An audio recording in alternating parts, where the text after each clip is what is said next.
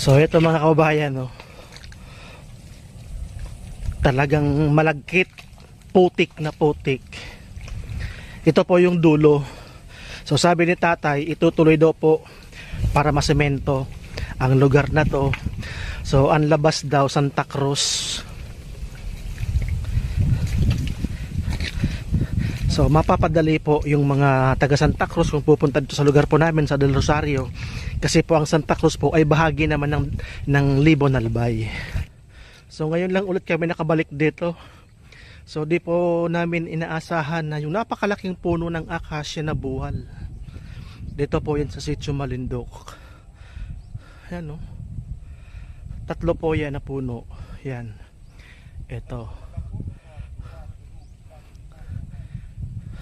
So kung nakikita po ninyo, yan, maraming bukid na nakatiwangwang. Sana matuloy ang papasemento dito para naman magamit yung mga lupa na nakatiwangwang. Sayang din naman. So yan po. Tara tayo.